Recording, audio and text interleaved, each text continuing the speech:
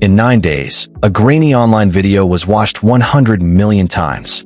Not a trailer, not a music video produced by a major label, not the carefully engineered launch of a global pop star, just a clip of a 47-year-old woman from a village nobody had ever heard of, singing in front of a crowd that had already decided, before she even opened her mouth, that she was a joke. There's a kind of talent the entertainment industry is basically built to never find. Too old, too unconventional, too much of everything the system has no category for. And for decades, one woman carried every reason the world had created to keep certain voices unheard. What happened when she was finally heard smashed records that had stood for years? What happened to her after that almost broke her? So how does a person spend 47 years invisible and then, in 30 seconds, become impossible to ignore? What does the world owe someone it spent a lifetime underestimating? And what's the real price of finally being seen? Before we get into all that, we gotta go back to a small Scottish town, a tough childhood, and the 47 years of silence that made one voice so unforgettable. Blackburn, West Lothian, Scotland. A small, quiet town where the streets are narrow, the winters drag on forever, and ambition, if it even exists, usually stays low-key.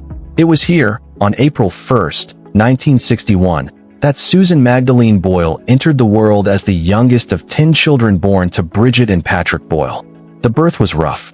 Oxygen deprivation during delivery left Susan with what doctors would later call minor brain damage. A detail people around her never fully understood, but one that shaped every classroom, every relationship, and every bit of casual cruelty that followed. She wasn't like the other kids, and the other kids made damn sure she knew it. From her earliest days at school, Susan struggled in ways nobody even had words for yet. She learned differently, processed things differently, and moved through the world at a rhythm her classmates found weird and her teachers found inconvenient. She was labeled difficult, slow, odd, words kids use like weapons with brutal efficiency and that adults too often let stick. The nickname that followed her through school was Simple and Savage. Susie Simple. She heard it in hallways, classrooms, and on the walk home. A name meant not to describe, but to shrink her, to remind her every day that she had already been sorted into a box the world had tossed aside. Kids teased her, pulled her hair, left her out of games, and reduced her to tears with the effortless cruelty of people who've never been on the other side of it. What stopped her from disappearing completely into that cruelty was two things. The first was music. From the time Susan was a little girl, she could sing. Not just okay, not just pleasant, but real, with a raw, natural beauty you can't fake or manufacture. Her voice existed almost separately from her struggles, untouched by the limits the world put on her, clear and certain in a life that often felt confusing and painful. She sang in church. She sang at home. She sang alone in the small bedroom of the council house in Blackburn like the sound itself was keeping her company. Music never asked her to be different. It just accepted her. The second thing that grounded her was her mother, Bridget. In a life that gave Susan very little stability, Bridget Boyle was the steady center of everything.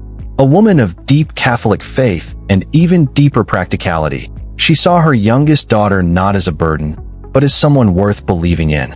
It was Bridget who first pushed Susan to sing in public, who sat front row at every local talent show, who gently but constantly reminded her that her voice wasn't just comfort, it was a gift.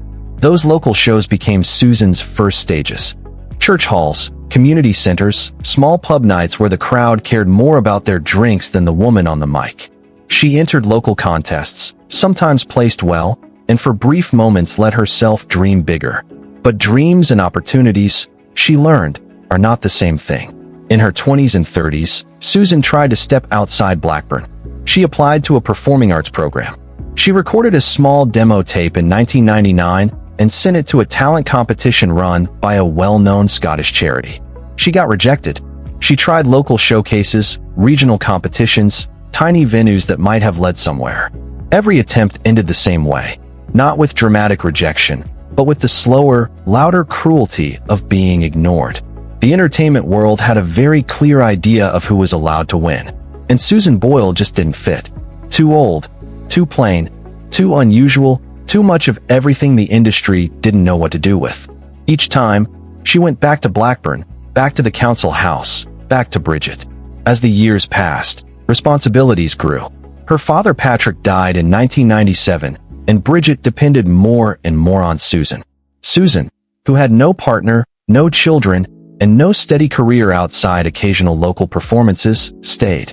While the world rushed on, she remained in Blackburn, caring for the woman who had always believed in her. It was a small life by most standards.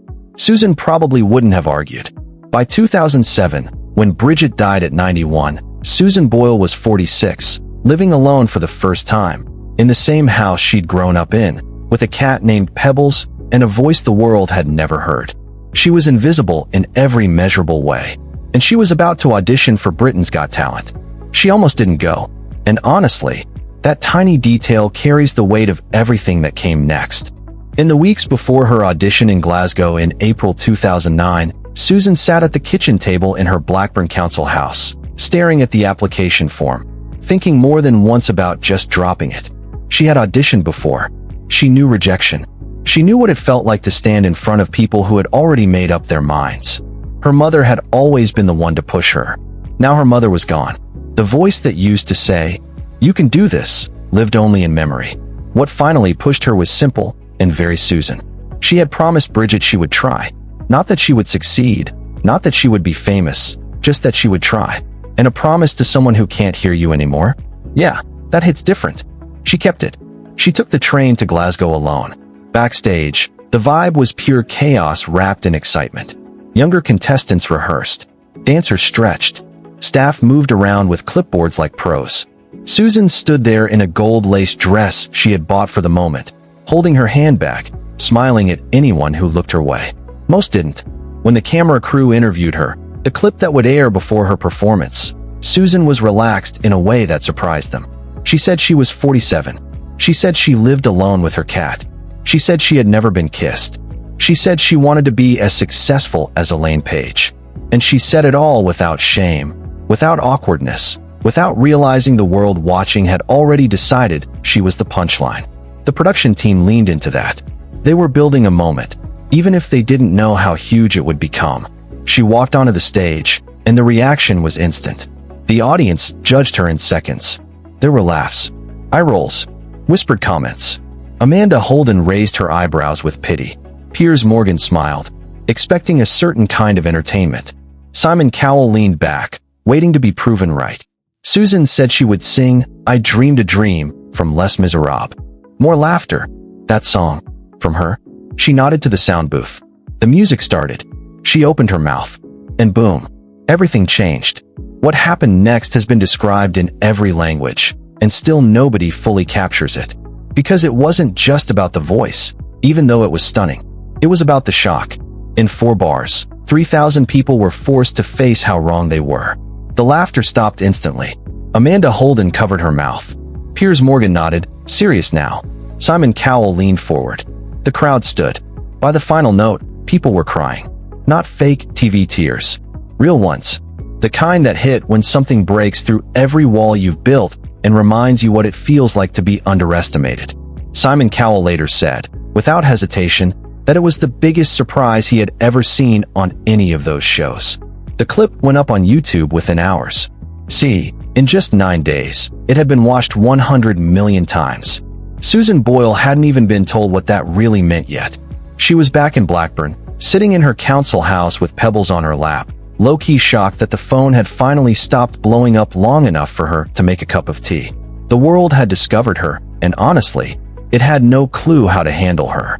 Fame, when it comes slowly, gives people time to build their shields. A singer grinding for years in small venues, then mid-size ones, then bigger stages, slowly develops the thick skin needed to survive what celebrity does to a human being. The constant scrutiny, the loss of privacy, the way a person turns into a symbol that somehow belongs to everyone except themselves. Susan had 9 days. Just 9 days between that audition clip going viral and the moment the full force of global media rolled up to a council house in Blackburn, West Lothian, where a woman with a cat named Pebbles had lived quietly for decades. 9 days to process that her face was on TV screens in countries she couldn't even point to on a map. 9 days to realize the world had made a decision without asking her, and now she was a story. She wasn't ready. No way she could have been. Nobody could have been. The weeks after the audition looked, from the outside, like a full-on fairy tale. Appearances on American morning shows, interviews with magazines she had only ever read in waiting rooms, suddenly a manager, a publicist, and a whole squad whose job was to stand between her and the world she had spent her life trying to reach. Record label talks, offers, invites, the entire overwhelming machine of the entertainment industry showing up all at once, demanding quick decisions from a woman who had spent the previous decade caring for her elderly mother and had never handled anything bigger than a regional talent contest. She moved through all of it with a vibe that both impressed and worried people around her. She was real in a way the industry wasn't used to. She spoke her mind. She laughed at stuff others thought was sensitive. She was visibly, totally herself in spaces built to reward performance instead of authenticity. At first, the press was fascinated. Some coverage was warm, celebratory, genuinely emotional about what she represented.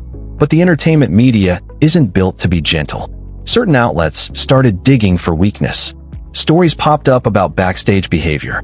Moments of frustration or confusion were shown without context, painted as signs of instability. The woman who had walked on stage in Glasgow as the underdog was now, in parts of the tabloid world, being reshaped into something harder to define. And still, the Britain's Got Talent competition kept moving. By the time of the live final in May 2009, she had been inside a pressure cooker for weeks. The competition itself almost didn't matter anymore. She wasn't just a contestant. She had become the whole story of the season, carrying a symbolic weight that would have tested even a seasoned performer with decades of experience and a solid support system. She came second. The winners were a dance group called Diversity. It was a fair result. They were incredible. But the reaction in some corners of the media and public was wild, almost like the script they had written demanded she win, and her not winning felt like she had somehow messed up her own narrative. What happened in the hours after the final wasn't a show. It was a human being hitting the limit. She was taken to the Priory, a private clinic in London known for rest, recovery, and psychological support. The public language was careful: exhaustion, distress, needing rest after an overwhelming time. All true, but what it really meant was that her nervous system had been pushed way beyond what it could handle. During that quieter period, with professional support, something became clear. She received a diagnosis that reshaped not just the past few weeks, but her entire life. Asperger's syndrome, a form of autism that had gone unnoticed through her childhood, school years, and adulthood. The supposed brain damage blamed on oxygen deprivation at birth had hidden the real truth. Her brain simply processed the world differently. Social struggles, sensory sensitivity, intense focus, literal thinking, and difficulty reading situations others seemed to grasp naturally. She didn't react with sadness. She reacted with relief. "I knew there was something," she said later. "I just didn't know what." Finding out felt like an answer, not a punishment.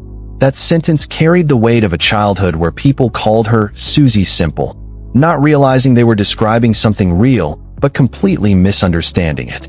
What they called a weakness was actually a difference. What they mocked was a mind working on its own sharp logic, a mind that, despite every obstacle, produced one of the most powerful voices of its generation. The diagnosis didn't fix everything, but for the first time, it gave her a framework, a language, a way to understand herself that didn't start and end with other people's cruelty. She left the clinic, went back home to Blackburn, and with quiet determination, got back to work. There's a kind of courage that doesn't shout. It doesn't show up with speeches or dramatic moments for TV. It shows up quietly in the decision to try again after the world has seen you fall apart. In walking back into the spotlight.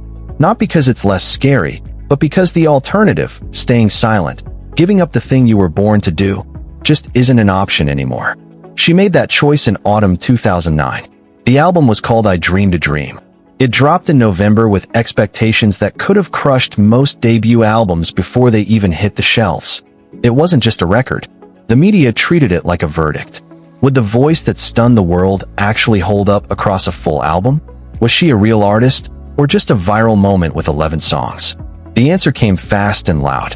The album sold 411,820 copies in its first week in the UK alone, becoming the fastest-selling debut album by a female artist in British chart history at the time.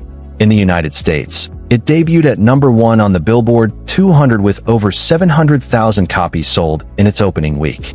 By the end of 2009, it was the best-selling album of the year in both the UK and the US at the same time, something only a few artists had ever achieved. The numbers were crazy, but the deeper truth was what they meant. She didn't succeed because the industry decided she should. She succeeded because millions of everyday people saw something in her they recognized in themselves and chose to support her. In its own quiet way, it was a rebellion, a rejection of gatekeeping, proof that beauty doesn't need fancy packaging. Success brought everything success usually brings: world tours, TV appearances across Europe, America, and Asia, a second album, then a third, and more. A BAFTA appearance, singing for Pope Benedict XVI at the Vatican, performing for the British royal family. A woman who had barely left Blackburn suddenly found herself, within 2 years, standing on stages across 4 continents, singing to crowds who knew every note of a voice they first heard on a laptop. She handled it the same way she handled everything, being completely, unapologetically herself. Sometimes she said the wrong thing in interviews, not out of bad intent, but because of her honest, direct nature. She wore what she liked. She laughed when something was funny, even if the situation said she shouldn't. She stayed real, no matter what. The industry found this both adorable and frustrating. Publicists tried to manage someone who didn't fully get why she needed managing. Stylists gave advice she politely listened to, and then followed only when she felt like it. The celebrity machine kept trying, sometimes desperately, to shape her into something more predictable. She basically shrugged it off. But the cost was real. Touring was physically and neurologically exhausting. Airports, hotels, new places, constant sensory overload. For someone with Asperger's who had lived most of her life in one small town, this wasn't just tiring, it was seriously challenging. There were times she stepped back, returned home, and let the world wait while she recovered. Tabloids labeled it the usual way: difficult, unstable, demanding. The typical words used for women who refused to be endlessly available. The truth was simple. She was a human being with specific needs, working in an environment never designed for someone like her. She managed it as best as she could and went home when the price got too high. And home, for her, was still that same council house in Blackburn. That part confused people who expected fame to change everything. But for her, it never did. She had the resources to live anywhere. But nah, she chose to stay in the house where she had grown up, on the same street where people had known her before the audition, in the same community that felt familiar, even when it hadn't always been kind. She fixed the place up, added some comforts, kept Pebbles close, and after Pebbles, other cats who filled that same role. Simple, no drama company in a life that had become crazy complicated. When people asked why she stayed, she answered with the same straight-up honesty that had always defined her. "It's my home," she said. "Why would I leave?" There was no act in that answer, no carefully planned message about staying grounded or keeping it real. Just the plain, simple logic of a woman who had found in a place the world called ordinary the only space where she could truly be herself. That quiet decision said more about Susan Boyle than any interview, any album chart, or any standing ovation ever could. She had been given the world's attention, and she kept choosing, again and again, to stay exactly who she was. Fame is a poor substitute for company. That's not the kind of truth the entertainment industry pushes, because it doesn't sell records or pack arenas. But it's a truth that grows louder in the quiet hours between shows, in hotel rooms that all start looking the same after the third continent. In the moment when the applause fades, the lights go down, the crowd walks out, and a person is left alone with the echo of everything that just happened and no one special to share it with. Susan Boyle had known solitude long before she knew fame.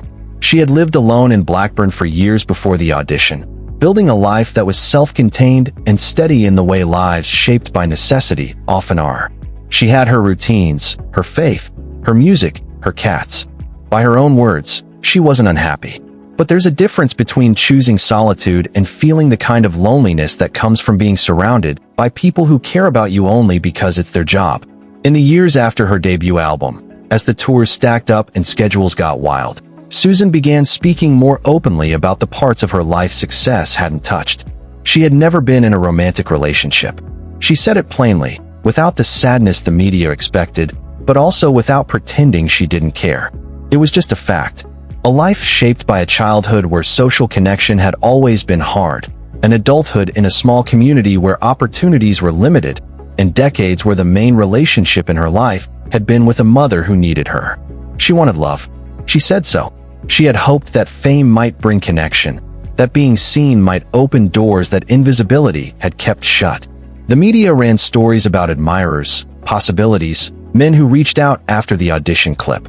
Susan approached these moments with her usual honesty and found, most of the time, that people were drawn to the symbol of Susan Boyle, not the real woman. It was a tough, unfair twist. Fame had given her almost everything, but not this. The health challenges came with time and pressure. In 2012, Susan was diagnosed with type 2 diabetes, a condition that demanded immediate and serious changes to her diet, her schedule, and the way she handled the physical stress of touring. It wasn't catastrophic, but it was serious. It added another layer to a life that was already demanding.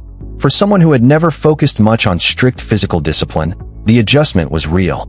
New eating habits, constant monitoring, balancing tour life with what her body needed, the fatigue that came when things slipped, and the mental energy required to stay on track in environments built to destroy routine.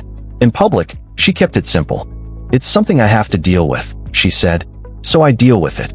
The words sounded easy, but they covered the daily reality of managing a chronic condition while staying on stage. That was her way. She never made a show of suffering. She just kept going. What was harder than diabetes, and harder to talk about, was the loneliness that had settled into her life. The Asperger's diagnosis helped her understand why social connections had always taken more effort. But understanding doesn't erase the feeling. She knew why intimacy had been harder for her. Knowing didn't make its absence less painful. She often spoke about her cats with real affection, and in those words you could hear everything she wasn't saying about human connection. She talked about her faith, her church in Blackburn, the comfort of familiar faces. She talked about the joy of music, of singing, of connecting with audiences even across the distance of huge arenas. These things were real and meaningful to her. She wasn't pretending. But together they painted the picture of a woman living with a very specific kind of aloneness. Not bitterness, not withdrawal, just a life where the usual structure of companionship, partnership, deep friendship, and everyday closeness had never fully formed.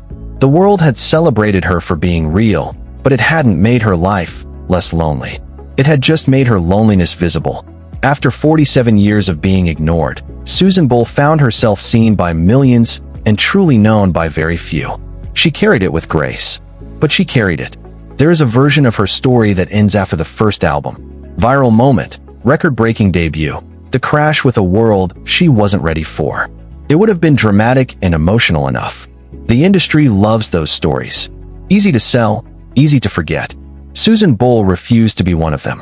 Her second album, The Gift, dropped in November 2010, exactly 1 year after her debut. It answered the big question. Was she a moment, or was she the real deal? The Gift hit #1 in the UK and #4 in the US. It didn't repeat the historic numbers, but it showed something deeper. She was still here, still building, still growing. The album featured a duet with Elvis Presley, created through technology, blending her voice with his on "O Come All Ye Faithful." On paper it sounded wild. In reality, it worked beautifully. It showed that her voice didn't belong to 2009, or to a TV show, or to a trend. It belonged to something older, timeless, something bigger than viral clips and talent competitions. The albums that followed showed steady, unfashionable persistence. Someone to Watch Over Me in 2011. Standing Ovation in 2012. Hope in 2014. A Wonderful World in 2016. None shook culture the way the debut did. Some media even acted dismissive, the way they often do when artists keep working after the hype fades. Susan didn't care. She knew something the industry often forgets. Her audience wasn't chasing trends. They wanted truth. The millions who cried watching her in 2009 weren't reacting to fashion. They were reacting to authenticity. And that doesn't expire. Her live performances proved it. On stage, she was different. Not fragile, not uncertain. The moment she stepped to the microphone, she became fully herself. Audiences spoke about a powerful presence that television never captured. Her 2012 US tour sold out venues. Her Hollywood Bowl performance brought thousands who stood under the night sky, listening to a woman from a small Scottish town sing with nothing but her voice. No spectacle, no tricks, just realness. She performed at the Diamond Jubilee for Queen Elizabeth II in 2012, standing outside Buckingham Palace before massive crowds and millions watching worldwide. She had sung in small church halls. Now she sang before a palace. And the voice was unchanged. Calm, pure, confident. What her long career showed, for those paying attention, was the true nature of Susan Boyle's gift. She wasn't some vocal gymnast like the ones talent shows these days keep hyping up, you know, the singers who flex with crazy runs, wild improvisations, and that whole athletic range display. Susan's gift was different, and honestly, way harder to pull off. It was the gift of simplicity, of singing a melody just the way it was written and trusting, fully, and without hiding behind fancy tricks, that the melody alone was enough. And that takes a special kind of confidence, not ego, not showing off. It takes the confidence of someone who's been told for decades they weren't enough, and then found out, in the most public way possible, that they actually were, and kept proving it again and again, album after album, performance after performance, just showing up and doing her thing. Her voice didn't fade with time. It got deeper. It gained that rare quality only years and real life can give. There was warmth in the lower notes, steadiness in the higher ones, and every phrase felt like it came from someone who truly understood the words from the inside out. She earned that understanding the hard way. And every single time she sang, you could hear it, clear as day. In the end, the boldest thing Susan Boyle ever did wasn't walking onto that stage in Glasgow. It was everything that came after. Staying, coming back, refusing to be reshaped into something easier for the world that suddenly discovered her. The quiet, everyday choice to remain herself, no matter the pressure, the expectations, or the media stories trying to box her in. That's no small thing for anyone caught in the machine of global fame. In fact, it's the toughest thing. And Susan Boyle did it not with some big strategy or polished public image, but simply by being steady, unshakable, and real, like someone who had always known who she was, even when nobody else cared to know. Today, Susan Boyle lives in Blackburn, West Lothian, the same town, the same streets, the same community where she grew up, got mocked, cared for her mother, sang in church, and spent 47 years being invisible to a world that wasn't paying attention yet. The council house has been renovated over time, more comfortable now, filled with simple signs of a career that has lasted over 15 years and made her a fortune she talks about with that same meh attitude. She still goes to her local church. She walks the same familiar streets. People recognize her, of course. They ask for photos, start conversations, strangers who understood her through the audition clip, the albums, or just the power of her story. She meets them with the same warmth and patience she's always shown. And then she goes home. Her health still needs care. The diabetes is handled with strict discipline, the kind chronic illness demands. The Asperger's, now finally understood and supported in ways it never was before, shapes her life, but she works with it, not against it. She avoids overstimulation. She protects her routines. She knows, with the wisdom that comes from middle age and hard life, what she can handle and what she can't. She doesn't tour like she used to.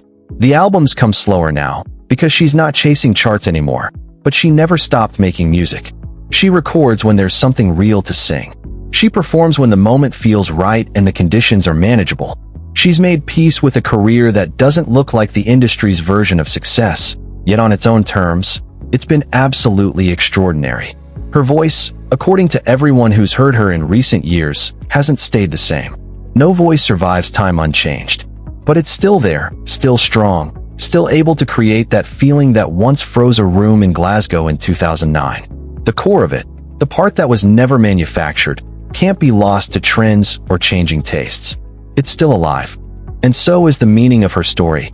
It's easy, and not wrong, to see Susan Boyle's journey as one about hidden talent finally seen, about judging people by appearances and getting it totally wrong. That's true. It matters. But the deeper truth goes further. She wasn't ignored just because she was plain, unfashionable, from a small town, or over 40. She was ignored because she was different in ways the world didn't even have words for yet, and because the systems built to find talent were based on ideas her existence quietly destroyed. She didn't fit the mold. And instead of changing herself to fit it, she waited patiently because she had no other choice until the mold had to grow to include her. That's not passive. That's quiet, powerful resistance. And yeah, there's also what she lost, because she did lose things. The childhood without cruelty she deserved but never got. The diagnosis that could have helped her decades earlier. The partner she wanted but never found. The simple, steady human connection that fame pretends to give but never truly delivers. These losses are real. They didn't disappear with applause, record sales, or viral clips. They're part of the full story. And Susan Boyle never pretended otherwise. The way she talks about loneliness without self-pity, about missed chances without bitterness, about her life with the same raw honesty she's shown since 2009. She's always been completely real. Maybe that's her true legacy. Not just the albums, even though they're incredible. Not just the chart success, even though it's historic. Not even the audition clip, even though it changed culture in ways that still echo. Her legacy is courage. The courage of a woman told, again and again, that she wasn't enough. Not young enough. Not beautiful enough. Not polished enough. Not normal enough. And she still walked onto that stage, carrying 47 years of being overlooked, with a voice that had waited with insane patience for that one moment. And when the world finally paid attention, she didn't fake it. Didn't panic. Didn't change. She stayed exactly who she had always been. In an industry built on illusion, Susan Boyle remains the realest thing. She stayed true. And in a world that told her for decades that wasn't enough, she proved, one note, one album, one quiet year in Blackburn at a time, that it wasn't just enough. It was everything. If Susan's story hit you in the feels, if you've ever been underestimated, ignored, or told your time was over, drop a like as a tribute to the woman who showed the world its judgment isn't the last word. Subscribe for more untold stories of resilience, survival, and voices that refuse to be shut down. Because sometimes the biggest wins aren't loud at all.